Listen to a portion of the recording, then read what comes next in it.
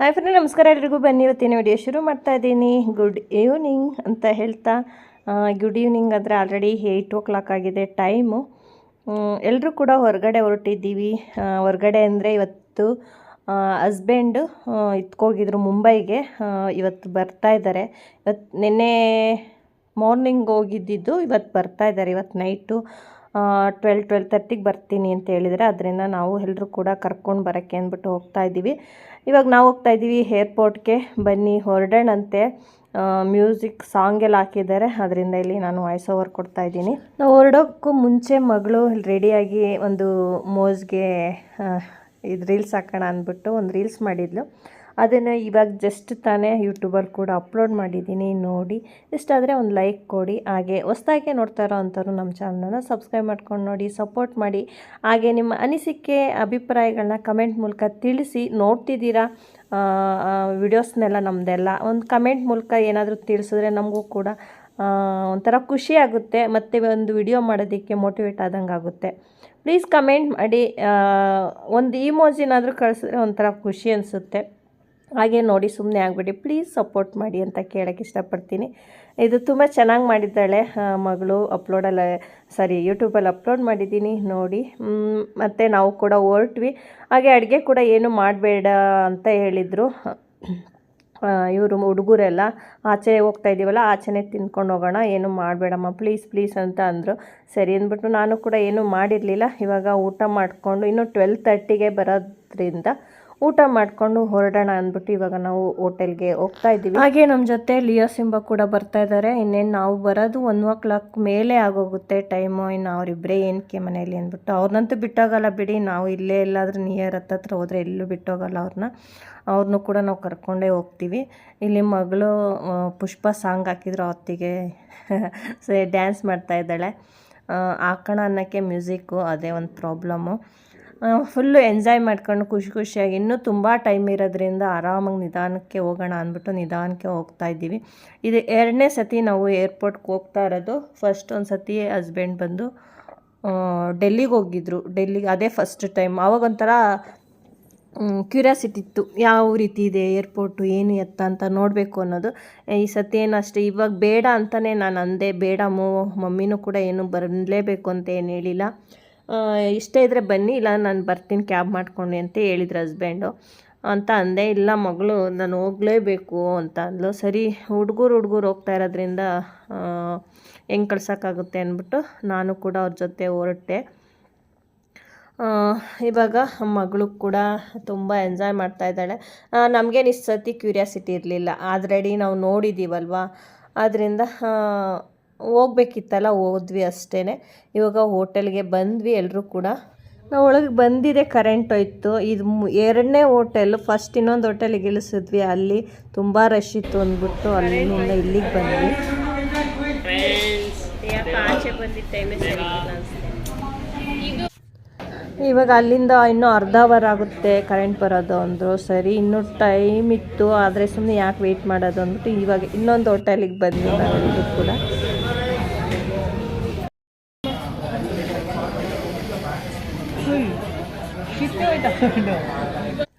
ಊಟ ಎಲ್ಲ ಮಾಡಿಕೊಂಡು ನಾವು ಕೂಡ ಹೊರಟ್ವಿ ಏರ್ಪೋರ್ಟ್ಗೆ. ನೋಡ್ತಾ ಇರ್ಬೋದು, ಆಲ್ರೆಡಿ ಏರ್ಪೋರ್ಟು ರೋಡಲ್ಲಿ ಇದ್ದೀವಿ, ನಿಯರ್ ಹತ್ರ ಇದ್ದೀವಿ. ನಾವು ಅಲ್ಲಿ 3-4 ಹೋಟೆಲ್ ತಿರುಗಿಕೊಂಡು ಲಾಸ್ಟ್ ಊಟ ಮಾಡೋ ವರ್ಷದಲ್ಲಿ 10 o'clock ಆಗೋಯ್ತು. ಆಲ್ರೆಡಿ ಎಲ್ಲ ಹೋಟೆಲ್ಗಳು ಮುಚ್ಚುತ್ತಾ ಇದ್ದೋ. ಆ ಟೈಮಲ್ಲಿ ಎಲ್ಲ ಹುಡುಕಿ ಲಾಸ್ಟಲ್ಲಿ ಯಾವುದೋ ಒಂದು ಊಟ ಸಿಕ್ಕರೆ ಸಾಕು ಅನ್ನೋ ಥರ ಆಗ್ಬಿಡ್ತು. ಲಾಸ್ಟಿಗೆಲ್ಲೊಂದು ನಮ್ಮ ಏರಿಯಾದಲ್ಲೇ ಬಂದು ತಿರ್ಗಾ ಊಟ ಮಾಡಿಕೊಂಡು ನಂತರ ನಾವು ಕೂಡ ಹೊರಟ್ವಿ. ಹಸ್ಬೆಂಡ್ ಇನ್ನೂ ಸ್ವಲ್ಪ ದೂರ ಇತ್ತು. ಅವಾಗ ಹಸ್ಬೆಂಡು ಕೂಡ ಫೋನ್ ಮಾಡಿದ್ರು, ನಾನು ಬಂದು ಲ್ಯಾಂಡ್ ಆಗ್ತಾಯಿದ್ದೀನಿ ಬನ್ನಿರಿ ಅಂತ ಅಂದರು. ಸರಿ ಅಂದ್ಬಿಟ್ಟು ಇವಾಗ ಹೋಗ್ತಾಯಿದ್ದೀವಿ ಒಳಗಡೆ. ನೈಟು ಏರ್ಪೋರ್ಟ್ ರೋಡ್ ನೋಡೋದಕ್ಕೆ ತುಂಬ ಚೆನ್ನಾಗಿರುತ್ತೆ ಬೆಳಗ್ಗೆ ಟೈಮ್ಗಿಂತ. ಏಕೆಂದರೆ ಎಲ್ಲ ಲೈಟಿಂಗ್ಸ್ ಹಾಕಿರ್ತಾರಲ್ವ, ಒಂಥರ ಚೆನ್ನಾಗಿರುತ್ತೆ. ಮೇಲೆ ನಮ್ಮದು ಇದಿದೆಯಲ್ಲ, ಏನು ಸನ್ ರೂಫ್, ಅಲ್ಲಿ ನಿಂತ್ಕೊಂಡು ವಿಡಿಯೋ ಮಾಡಿದ್ರೆ ಇನ್ನೂ ಸೂಪರಾಗಿ ಕಾಣಿಸಿರೋದು. ಇದು ಹೈವೇ ಆಗಿರೋದ್ರಿಂದ ತುಂಬ ಗಾಳಿ ಇತ್ತು ಮತ್ತು ಮೋಡ ಇತ್ತು ಇವತ್ತೆಲ್ಲ ಫುಲ್ಲು. ನೋಡ್ತಾ ಇರ್ಬೋದು ಎಷ್ಟು ಚೆನ್ನಾಗಿ ಕಾಣಿಸ್ತೆ ನೋಡಿ. ನಿಯರ್ ಏರ್ಪೋರ್ಟ್ ಹತ್ರ ಬಂದೇ ಬಿಟ್ವಿ. ತುಂಬ ಚೆನ್ನಾಗಿರುತ್ತೆ ನೈಟ್ ಹೊತ್ತಂತೂ ಮಾತ್ರ ನೋಡೋದಕ್ಕೆ. ಫಸ್ಟ್ ಟೈಮು ನೈಟ್ ಟೈಮೇ ಬಂದಿದ್ದು, ಇವತ್ತು ಕೂಡ ನೈಟ್ ಟೈಮೇ ಬಂದಿದ್ದೀವಿ. ನಂಗೆ ಅನ್ನಿಸ್ತು ನೈಟ್ ಟೈಮೇ ಚೆನ್ನಾಗಿ ಕಾಣಿಸುತ್ತೆ ಏರ್ಪೋರ್ಟು ಅಂತ.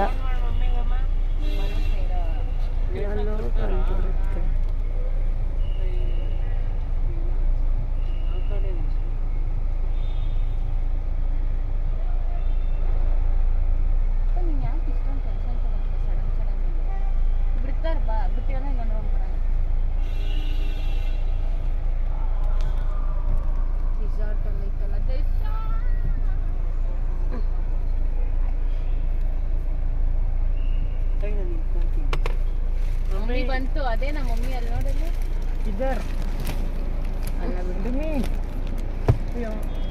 ಏನದು ಮಮ್ಮಿ ಇಲ್ಲೈತೆ ಇಲ್ಲೇ ಅದ ಮಮ್ಮಿ ವಿಂಡೋ ತೆಗೆದು ಕರೀರಿ ಮಮ್ಮಿ ಮಮ್ಮಿ ಅಲ್ಲ ಮಮ್ಮಿ ಎಲ್ಲಿದೆ ಏ ಮಮ್ಮಿ ಯಾರು ಕರೀತಾ ಇದೀಯ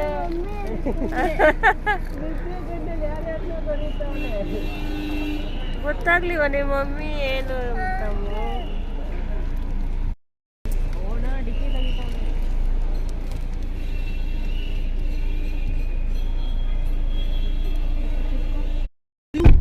ಬಂದ್ರು ಯಾರು ಬಂದ್ರು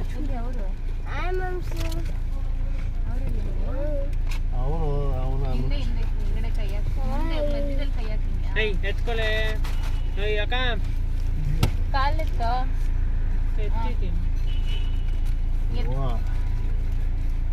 ಒಣ ಒಣ ಬಂಗಾರ ಇಲ್ಲ ಮಲ್ಕೊಂಡ್ಬಿಟ್ಟೈತೆ. ಹಾಯ್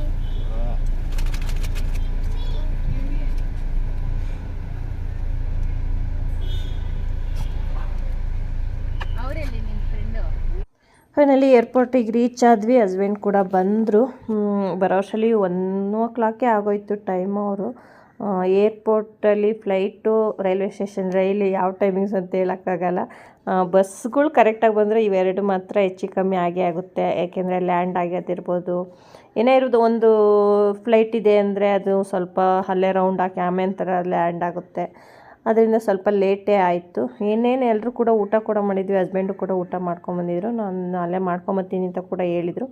ಅದರಿಂದ ಇವಾಗ ಮನೆಗೆ ಕೂಡ ಹೊರಟ್ವಿ. Hi friends, welcome back to my channel Khushi happy mood. ನೆನ್ನೆ ತಾನೇ ನಮ್ಮ ಅಪ್ಪನ್ನೆಲ್ಲ ಕರ್ಕೊಬಂದು ಮಲ್ಕೊಬಿಟ್ಟಿದ್ದೆ. ವಿಡಿಯೋ ಎಂಡ್ ಮಾಡೋಕ್ಕಾಗಿಲ್ಲ. ಓಕೆ, ಇವಾಗ ವಿಡಿಯೋ ಸ್ಟಾರ್ಟ್ ಮಾಡ್ತಿದ್ದೀನಿ.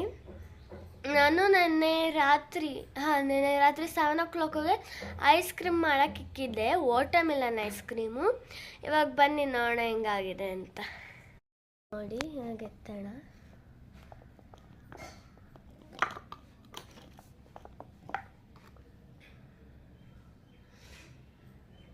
ನೋಡಿ ಹೆಂಗಾಗಿದೆ.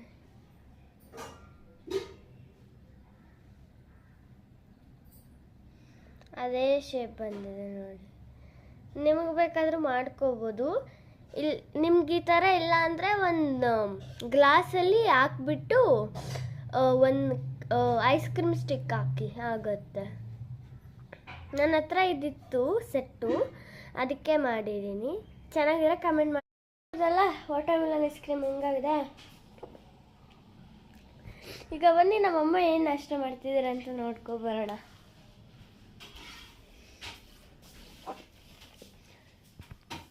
ನೋಡಿ, ನಮ್ಮಮ್ಮ ಏನಂತಾರೆ, ಪಂಪ್ಕಿನ್ ಪಲ್ಯ ಮತ್ತು ಚಪಾತಿ ಮಾಡಿದ್ದಾರೆ.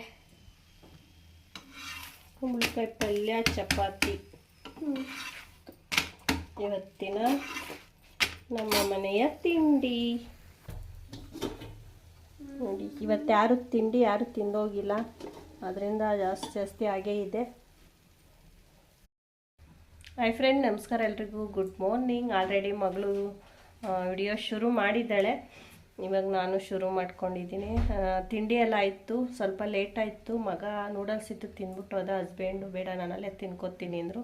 ಇವತ್ತು ಸಾಟರ್ಡೆ ಆಗಿರೋದ್ರಿಂದ ಬೇಗನೆ ಬರ್ತೀನಿ ಅಂತ ಹೋಗಿದ್ದಾರೆ. ಅವರೆಲ್ಲ ಹೋದ್ಮೇಲೆ ನಾನು ತಿಂಡಿ ರೆಡಿ ಮಾಡಿದ್ದೀನಿ.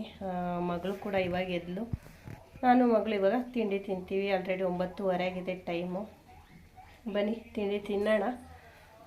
ನಾನು ಕೂಡ ತಟ್ಟೆಗೆ ಆಲ್ರೆಡಿ ಹಾಕ್ಕೊಂಡಿದ್ದೀನಿ. ಕುಂಬಳಕಾಯಿ ಪಲ್ಯ, ಚಪಾತಿ ಅವು ಊರಿಂದ ಕೊಟ್ಕೊಳ್ಸಿದ್ರು.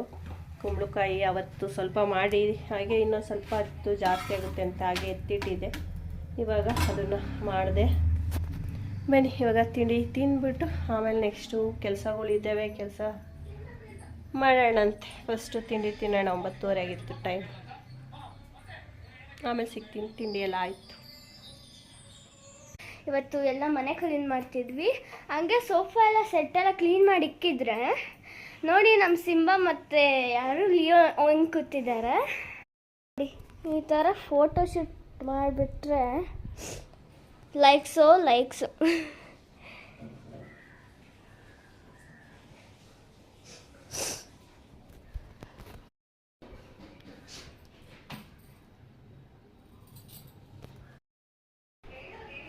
ನೋಡಿ ಖುಷಿಗೌಡ ಈರುಳ್ಳಿ ಕುಯ್ತಾ ಇದ್ದಾರೆ. ಅದು ಕಣ್ಣಲ್ಲಿ ನೀರು ಬರ್ಸ್ಕೊಂಡು.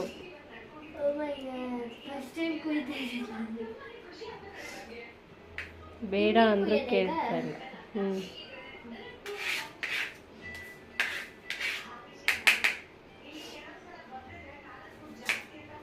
ಗೊತ್ತಿರಲಿಲ್ಲ. ಕೈ ಇದು ಮಗಳು ಸಾಯಂಕಾಲ ಓದ್ಕೋತಾ ಇದ್ಲು. ನಾನು ಕೂಡ ಹಾಗೆ ಓದಿಸ್ತಾ ಇದ್ದೆ.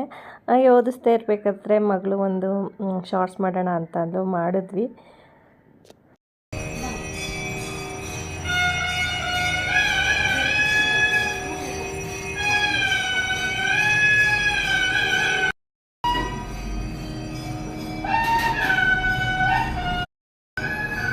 ಮಂಗಳವಾರ ಮಗಳು ಡ್ಯಾನ್ಸ್ ಕ್ಲಾಸ್ ಇತ್ತು, ಬಿಟ್ಬಿಟ್ಟು ಬಂದಿದ್ದೆ ಮನೆಗೆ. ಬಾಂಧವ್ಯ ಬರಬೇಕಾದ್ರೆ ಅಲ್ಲಿ ದೇವಸ್ಥಾನ ಹತ್ರ ಪೂಜೆ ನಡೀತಾ ಇತ್ತು.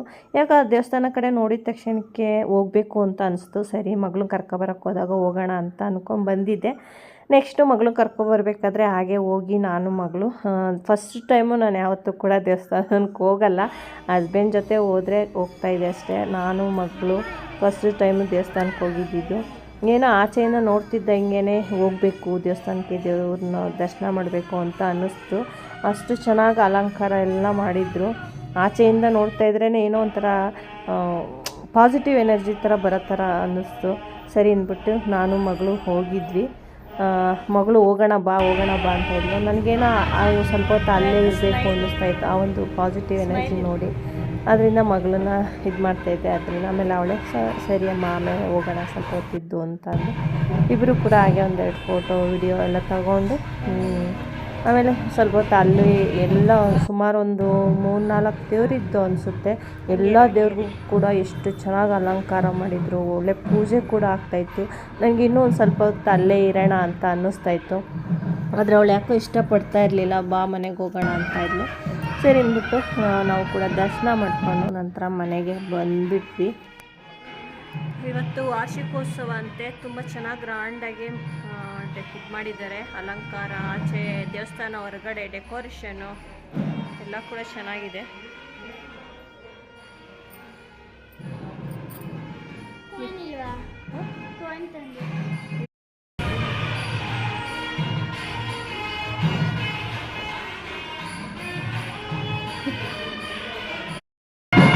ಸರಸ್ವತಿ ಎಲ್ಲ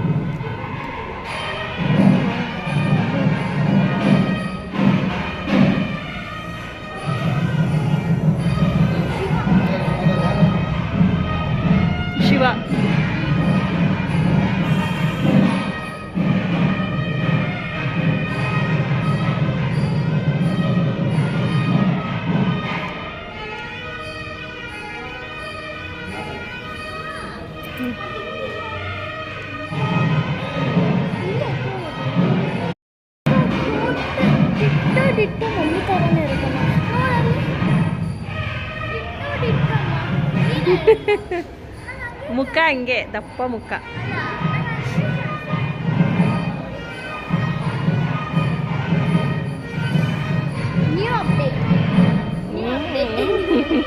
ತೋರಿಸು ನೀ ಅಪ್ಟೆ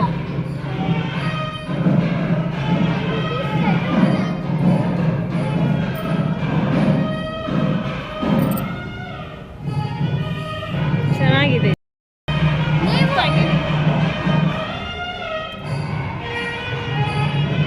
ನಾವು ಕಾಣಿಸ್ತೀವಿ, ನಾವು ಕಾಣಿಸುತ್ತಾರೆ.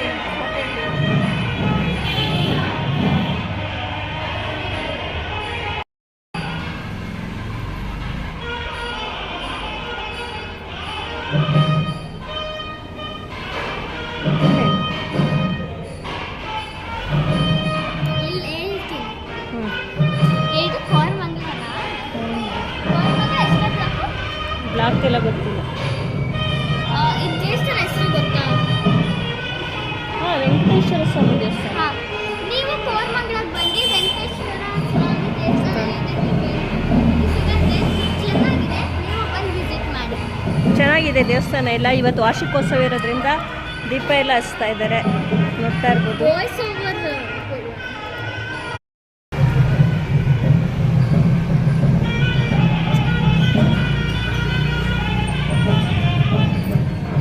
ದೇವ್ರ ದರ್ಶನ ಮಾಡ್ಕೊಂಡು ಮನೆಗೆ ಬಂದ ತಕ್ಷಣಕ್ಕೆ ಅಡುಗೆ ಮಾಡೋಣ ಅಂತ ಅಡುಗೆಗೆ ಇಟ್ಟಿದ್ದೆ. ರೈಸ್ಗೆ ಇಟ್ಟಿದ್ದೀನಿ ಇಲ್ಲಿ. ಈ ಕಡೆ ಬಂದು ದೇವಸ್ಥಾನಕ್ಕೆ ಹೋಗಿದ್ಮೇಲೆ ಏನೋ ಮನೇಲಿ ಸ್ವೀಟ್ ಮಾಡೋಣ ಅಂತ ಅನ್ನಿಸ್ತೆ, ಯಾಕೋ ಮನಸ್ಸಿಗೆ ಗೊತ್ತಿಲ್ಲ. ಮನೇಲಿ ಇವತ್ತು ಮಂಗಳವಾರ ಪೂಜೆ ಕೂಡ ಆಗಿತ್ತಲ್ವ, ಹಾಗೆ ದೇವ್ರಿಗೂ ಕೂಡ ನೈವೇದ್ಯ ಇಟ್ಟಂಗೆ ಆಗುತ್ತೆ. ಸ್ವೀಟ್ ಆಗಿ ಏನಾದರೂ ಪಾಯಸ ಮಾಡೋಣ ಅಂತ ಪಾಯಸಕ್ಕೆ ರೆಡಿ ಮಾಡ್ಕೊತಿದ್ದೆ.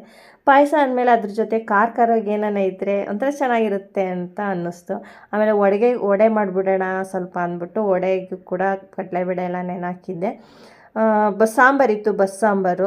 ಇನ್ನೇನು ಸಾಂಬಾರಿದೆ, ಮುದ್ದೆ ರೈಸ್ ಅಷ್ಟೇ ಅಲ್ವಾ, ಅದ್ರ ಜೊತೆ ಪಾಯಸ ವಡೆ ಮಾಡೋಣ ಚೆನ್ನಾಗಿರುತ್ತೆ ಅಂದ್ಬಿಟ್ಟು ಅಡುಗೆ ಕೂಡ ಆಯಿತು. ನೋಡ್ತಾ ಇರ್ಬೋದು, ಊಟ ಕೂಡ ಮಾಡ್ತೀವಿ. ಇನ್ನೇನು ಸಾಂಬಾರಿತ್ತಲ್ಲ ಬಸ್ಸಾರಿಗೆ, ಅದ್ರ ಜೊತೆಗೆ ಸೈಡ್ಸ್ಗೆ ವಡೆ ಆಗುತ್ತೆ ಮತ್ತು ಪಾಯಸನೂ ಕೂಡ ಆಗುತ್ತೆ ಅಂದ್ಬಿಟ್ಟು ಊಟ ಮಾಡ್ತಾ ಇದ್ದೀವಿ. ಓಕೆ, ಇವತ್ತಿನ ವಿಡಿಯೋನ ನಾನು ಇಲ್ಲಿಗೆ ಎಂಡ್ ಮಾಡ್ತಾ ಇದ್ದೀನಿ. ಇಷ್ಟ ಆದರೆ ಪ್ಲೀಸ್ ಲೈಕ್ ಮಾಡಿ, ಶೇರ್ ಮಾಡಿ, ಸಬ್ಸ್ಕ್ರೈಬ್ ಮಾಡ್ಕೊಂಡು ನೋಡಿ ಅಂತ ಕೇಳ್ತಾ, ಓಕೆ, ಬಾಯ್ ಬಾಯ್, ಟೇಕ್ ಕೇರ್.